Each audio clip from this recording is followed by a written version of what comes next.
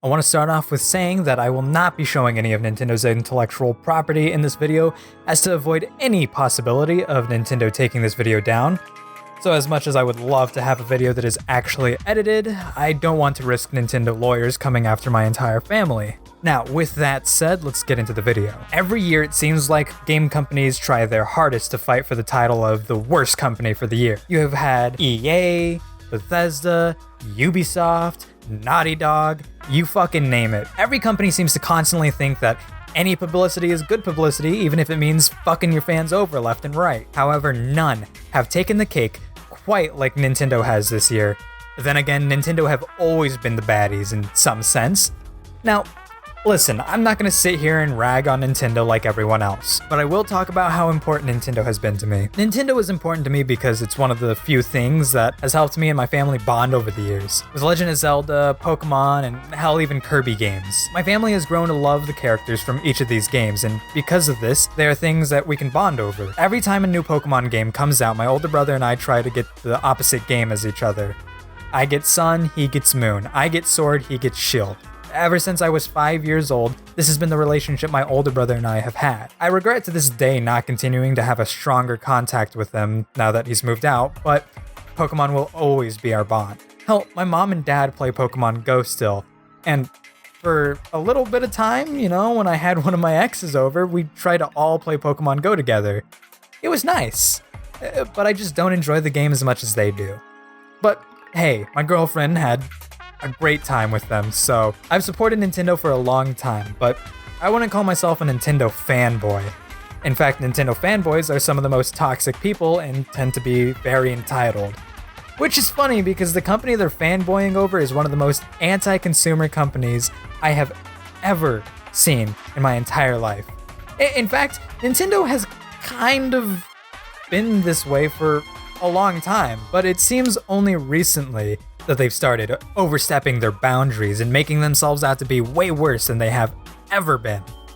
I remember back when they got flack for copyright claiming content creators on YouTube, whether that be for using their music or even just playing their games.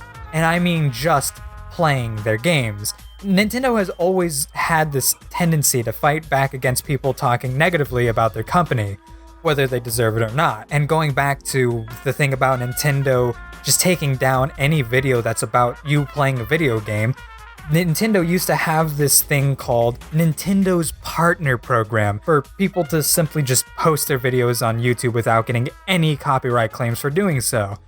And thankfully, this program was discontinued nearly a year or so after its conception. Anyways, recently, YouTubers got on Nintendo for taking down their videos that were of a game that hadn't even released yet. Worldwide, that is. These people had gotten free copies and decided to post them before being told they were allowed to do so. And I don't really understand how it is people can get mad at Nintendo for this one. It's entirely on them for not being patient enough, and it might be on Nintendo if they didn't tell them that they couldn't do so. Nintendo has some new problems as of recent, however, problems I don't think even EA was ever really willing to stoop as low as to do. Many of you may know the story of Chris Taylor, a 21-year-old kid who had terminal cancer, and he wanted nothing more than to play Smash Ultimate before it had released. He fought hard, and Nintendo decided to come down and let him play Smash Ultimate before it was released to the public. Good guy Nintendo, and probably the last we'd ever see of Nintendo being nice guy. Sadly, however, Chris Taylor would go on to pass away only 4 days after this, and at the time it hurt to hear, and it still hurts to this day. But at least he got his wish. Even more recently, Etika, Desmond Amofa, took his own life after an ongoing struggle with mental health issues arising from many things. He was a huge name in the Nintendo scene as well as the YouTube sphere. The community wanted nothing more but to remember him by how great of a person he was, how inspiring he was, and how much he meant to the community. And we'll never forget Joy-Con Boys. Nintendo wouldn't care to acknowledge his passing, and even worse, would go on to shut down fan-made charity-driven Joy-Con Boys Joy-Con controllers that were being sold, and the money was going to, as I said, a charity for mental health awareness, by the way. And it pains me to say that. However, according to the dude responsible for making them, it wasn't about the fact that he was reselling Joy-Cons. He had a license. It was because of the fact that he used the word Joy-Cons and the copyright behind them. So, in a way, it isn't that bad, but come on, man, really? That's the problem here. You couldn't have just overlooked it and, not cared for just this instance. God, I'm scared to use the word Joy-Cons because I think I'm gonna get striked. While I want to bash Nintendo for their shutting down of the Melee tournament, I don't fucking care. I hate the Smash scene, and I cannot get mad at Nintendo for wanting to ditch them entirely. However, a good point was brought up that I don't really understand how it is Nintendo expected one of the biggest Melee tourneys to go down without using the slippy version of online Melee during an ongoing pandemic. As much as it makes sense that the possibility of using an illegal version of Melee is higher with this, even though you don't have to do it illegally if you own a copy of Melee, it's still a dumb response from Nintendo.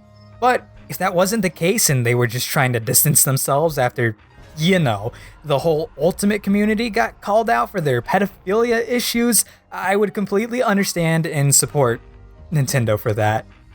I have never liked the Smash community. Fucking sue me. However, even worse is that Nintendo was going to be holding a Splatoon 2 tournament up until the top teams decided to support the Melee community with the hashtag #FreeMelee. Then Nintendo decided to just straight up cancel the tournament altogether, which is fucking hilarious, but really fucking horrible.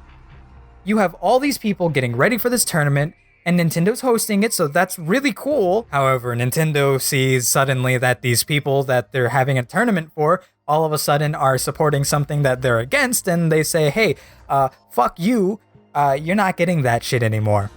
Honestly, I will throw down $1,000 to host my own Splatoon 2 tournament. Too bad this video won't go anywhere. But other than that, if it does go anywhere, I will, mark my word, have a Splatoon 2 tournament. Last but certainly not least, my least favorite thing Nintendo has ever done, reselling their own video games for a higher price than they should be. I'm talking about Super Mario 3D All-Stars, baby. That's right, 3 games you could pay on your Wii for the total of $20 maybe. Not remastered, anti-speedrunner changes made to the game, can't use the GameCube controller, and did I mention it's $60? Oh yeah, did I mention it's also limited time only? That's right, that means after it hits the specific day that you can't get that copy anymore, so you should probably act fast and get that copy right fucking now. Seriously, absolutely fucking abysmal, but Nintendo fanboys will eat that shit up anyways. Ah, fuck. Oh yeah, they also shut down a porn game, so